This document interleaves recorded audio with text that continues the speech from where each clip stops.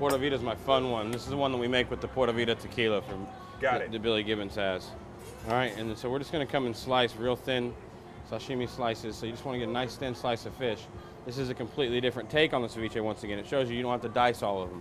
You can even do cool slicings and really get some nice outcomes. And this one is a completely different leche de tigre than the last one. The last one was orange juice, lime juice. And then this one is basically a margarita. We're using that tequila. So the Pura Vida's in there, and that's a margarita mixed like you would serve a margarita? Oh yeah, what we do is we take orange juice, lime juice, and I take a little bit of this crystallized ginger and some fresh ginger, and then I take this tequila right here. Hand me that bottle, please. I take this tequila. This is the Pura Vida tequila. Made by Houston's own. Made by Houston's ZZ Top, man. Billy Gibbons. Yeah, he's a really cool guy. He comes in all the time and hangs out whenever he's in town. It's always fun to have him. There's a little ginger, the orange juice in here once again, and then we'll just let this one soak. Okay. Okay, this one doesn't have to necessarily soak as long because once again I'm serving this in its liquid. The other one you saw me remove it from the liquid. Right. So if anybody wants to let it cook a little more, all they have to do is just let it sit there and hang out. Okay. So then what we're going to do is I take some grapefruit segments and bring them in on this one, and this just gives it a nice little snap to it, a little bit of a different flavor. You know, you get that tang with the lime juice, and so it's really cool. Texas grapefruit? I'm using Texas grapefruit. Everything here I try to source as locally as I possibly can. You know, it's that way I'm not messing up the food, you know, because it's coming to me as fresh as it can. It's all about the food. We're going to take that fish out now.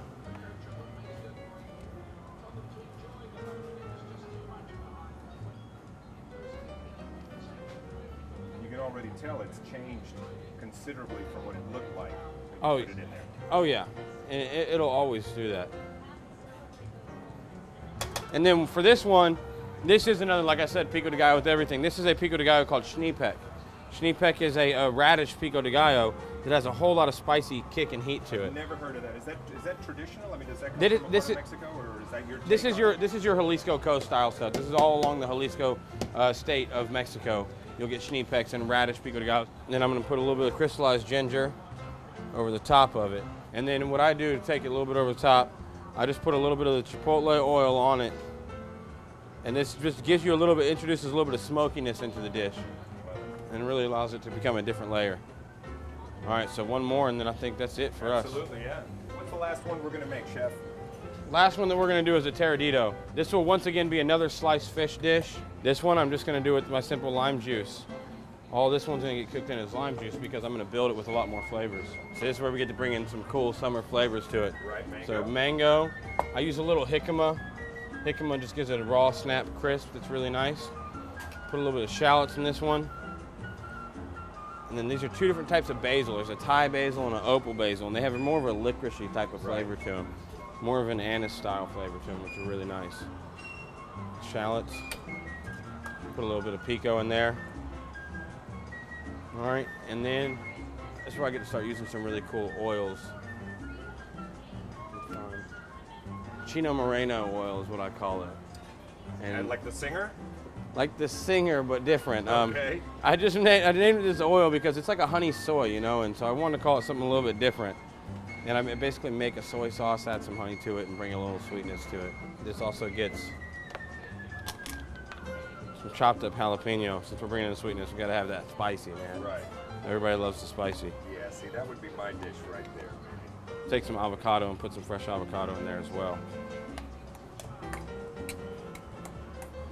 We'll take some of that fish cooked in lime juice.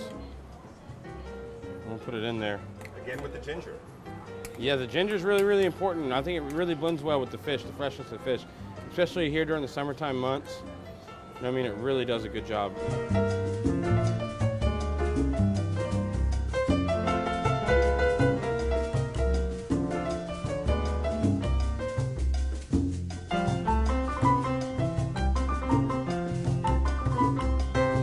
This dish is actually really cool. It's one of my fun ones because I really act like I get to be a kid again.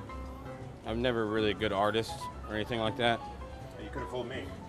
This is my splash art. This is the Jackson Pollock dish here for all of you fans of modern art. I put some chive oil on there. Brings in another cleanness. And then I take that same soy sauce that we soak it in, and I reduce it down into a glaze. And this is just where I kind of just get to go all over the plate. Texture of like a hoisin almost. Almost like the texture of a hoisin, but much more soy in flavor. Put a little fresh cilantro on there, just bringing a little bit of cleanness to it, and that's the dish, man. Look at that bad boy. Chef, well done, well done. Very impressive. I've just expanded my knowledge of ceviche exponentially. So, 3 incredible ceviches here at Yelapa with executive chef Brandon Fisch, aptly named. And there's 4 more on the menu, and he's got about 10 more in his head that he's going to whip out. So check out Yelapa. Right now, we're going to eat some ceviche. Let's get some forks. That should be against the law. That's really good.